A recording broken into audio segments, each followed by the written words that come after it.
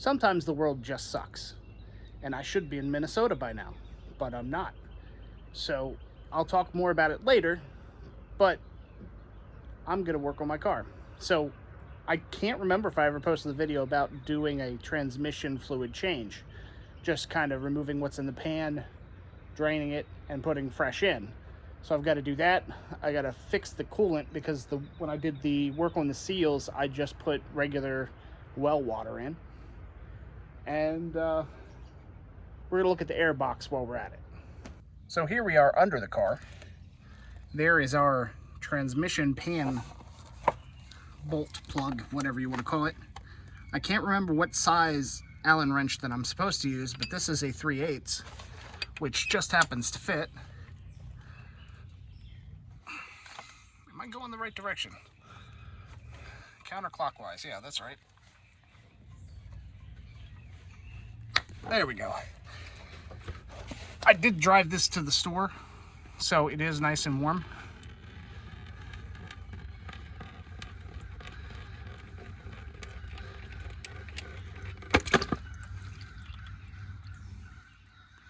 So I did flush this, well, not flush, but I did change the oil twice already.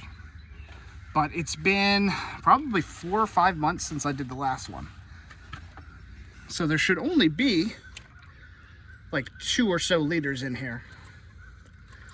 And you realistically only want to put back what you took, but I'll probably put in 2 liters or so and then see about making sure the level's correct.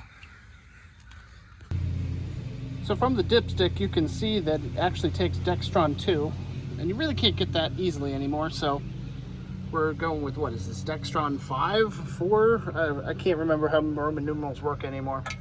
So it works. People tell me that it can cause slipping, but I've been running it for a couple years now, and it seems to be okay. So this Toyota, you do fill it up through the dipstick there on the transmission. I did just go ahead and put maybe 1/4 of a quart in just to flush it. So I still have the bolt off the pan, and it is draining. So now that we're just kind of dripping at this point, I can go ahead and put the transmission plug back in. Now there is a there's supposed to be like a copper or aluminum ring, basically a washer there to prevent leaks, but I went to Napa and they didn't have any, so we're just going to reuse the existing one. And we're going to try to get that as decently hand tight as we can.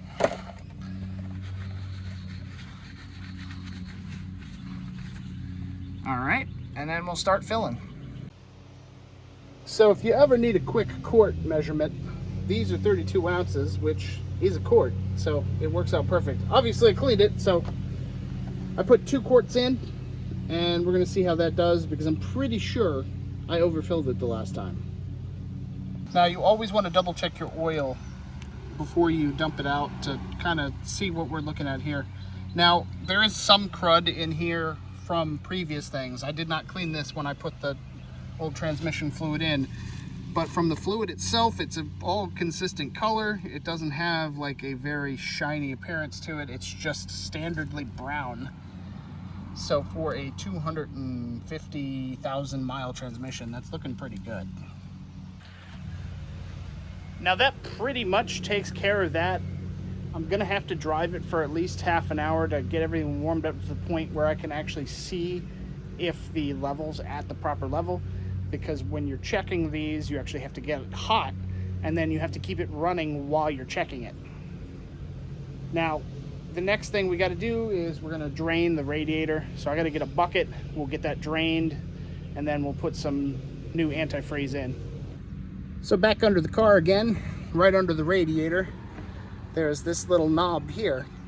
Now sometimes there'll be like a straw looking thing coming down to help you drain it. Mine's been missing for a while, so we're just gonna put my bucket under there,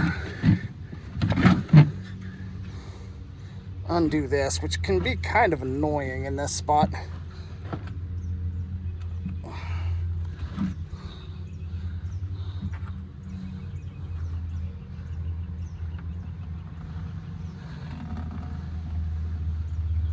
Now you could take that entirely out. It's up to you. It's just going to be a lot messier if you take that plug out entirely.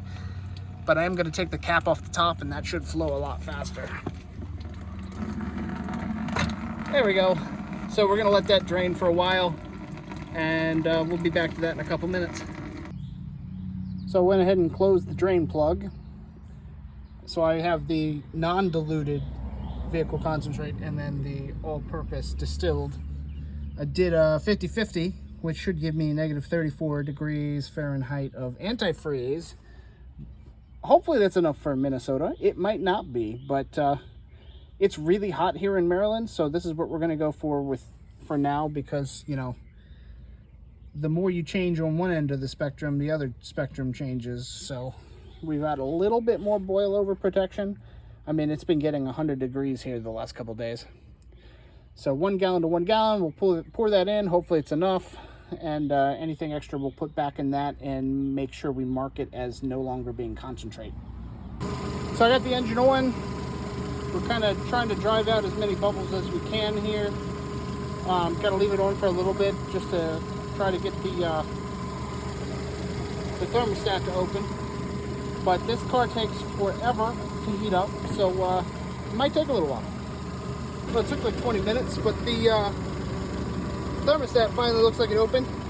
So you can kind of see a flow now that it's open. So now I'm gonna just kind of fill as much as I can, and then that's about it for that. Oh, and then fill the reservoir. So I just got back from taking a ride. I drove it around for maybe half an hour to 45 minutes.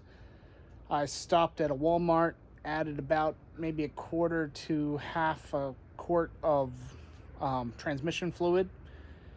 It was just above the cold mark. So you have that one area of cold, and then way above that is one area of like low hot and high hot.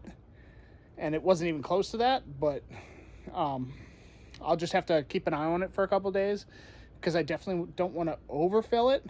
It actually is running really good right now. So before, when I was driving, like when it was shifting, if I was really giving it some gas and it would shift, it was jerking quite a bit. And now it is completely smoothed out again. So hopefully that stays. I know, wishful thinking, it's almost about to hit 260,000 miles. So, I mean, I definitely got my money's worth out of this car, considering that I really didn't pay for it. It's really just all been maintenance. But, yeah, I did have a problem in a couple areas, especially with it being, it was got to be in the 90s today.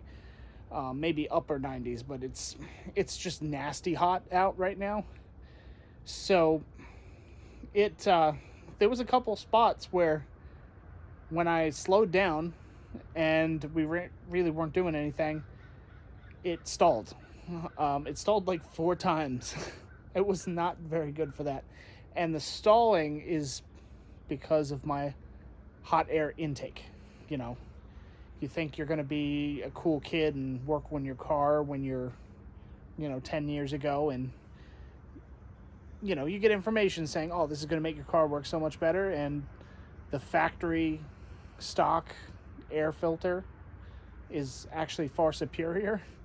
So I actually just ordered a new one, well, a used one, and I'm just waiting on the filter now. So in a couple days, I'm going to swap that out, and hopefully it'll help with the hot weather we're getting. But yeah, that's my advice to all these young people, is just think about where the air is coming to your air filter. Mine is right behind my radiator.